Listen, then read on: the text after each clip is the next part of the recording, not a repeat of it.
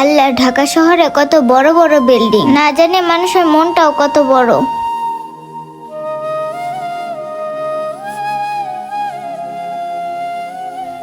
Uncle, আমি না গ্রাম থেকে আসছি, আর সকাল থেকে এখন পর্যন্ত আমি কিচ্ছু খাই নাই। আপনি আমার কটা টাকা দিবেন?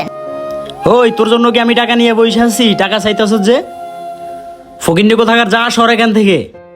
কোত্থেকে যে আসে সব, দোকানটা খুলতে পারিনি, আইসেই টাকা চায়। যা সর। শহরে অনেক বড় বড় বিল্ডিং, ভাবছিলাম মানুষের মনটা অনেক বড়, আর এখন দেখি মানুষের মনটা অনেক ছোট। সকাল সকাল মেজাজটাই খারাপ করে দিল। এখানে যাই দেখি একটু খাবারের ব্যবস্থা করা যায় কিনা। অনেক খিদা লাগছে, কেউ যদি একটু রুটি দিত।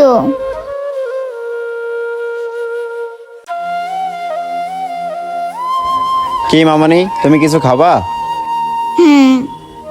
আচ্ছা দাঁড়াও, তোমাকে একটা রুটি দিতেছি। আরে মিরাজ, এটা কি করতেছে?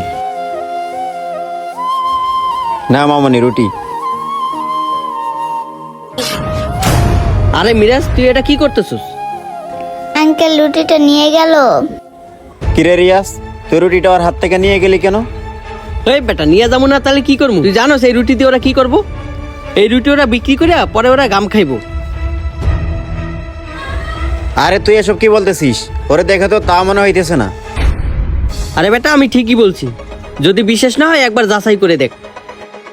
আচ্ছা যাচাই কর্ম পরে, তুই আগে রুটি দে। এই না মামনি, তুমি রুটিটা খাও। আর মামনি, আরেকটা কথা, তোমাকে দেখে মনে হইতেছে তো তুমি অনেক ক্ষুধার্ত।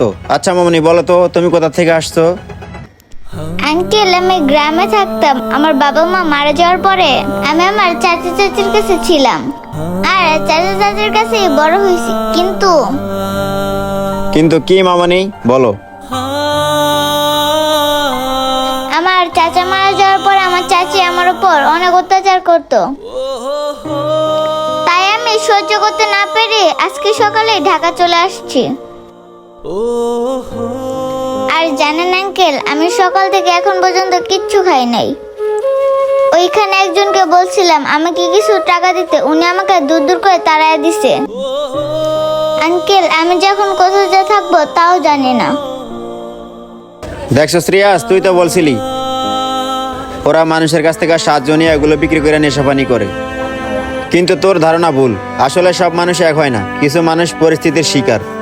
হরে দোস্ত, তুই ঠিকই বলছিস। আসলে প্রথমে আমি বুঝতে পারিনি, আর যদি বুঝতাম তাহলে এমন কথা বলতাম না। আচ্ছা দোস্ত, একটা কাজ করি, ওর যেহেতু থাকার জায়গা নেই, তাহলে ওরে আমাদের সাথে নিয়ে যাই।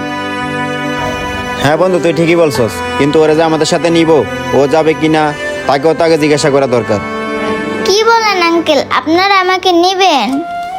এতে আবার জিজ্ঞেস করার কি আছে? আমার তো এমনি থাকার জায়গা নাই। আপনারা যদি আমাকে নেন তাহলে তো আমার জন্যই ভালো। আচ্ছা ঠিক আছে মামনি, তোমার যেহেতু আমাদের সাথে যেতে আর কোনো আপত্তি নেই, আর তোমার বয়সে আমার একটা মেয়ে আছে, তুমি ওর সাথে খেলাধুলা করবা আর ওর সাথে স্কুলে যাবা।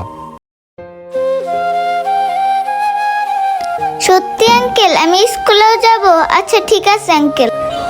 হ্যাঁ মামনি, তুমি স্কুলেও যাবা। আচ্ছা ঠিক আছে, চল আমরা এখন বাসা যাই। রিয়াজ চল। হ্যাঁ চল। না জেনে আমরা এই মানুষগুলোর উপর ভুল ধারণা করে থাকি। আসলে সব মানুষ এক না, কিছু মানুষ পরিস্থিতির শিকার। তারা সহজেই কারো কাছ থেকে সাহায্য চায় না, বিপদে পড়েই তাদেরকে সাহায্য নিতে হয়। তাদেরকে আশ্রয় দিতে না পারেন, কিছু টাকা দিয়ে হলেও তাদেরকে সাহায্য করবেন। ভিডিওটি ভালো লাগলে শেয়ার করে দিবেন। ধন্যবাদ সবাইকে। আসসালামু আলাইকুম।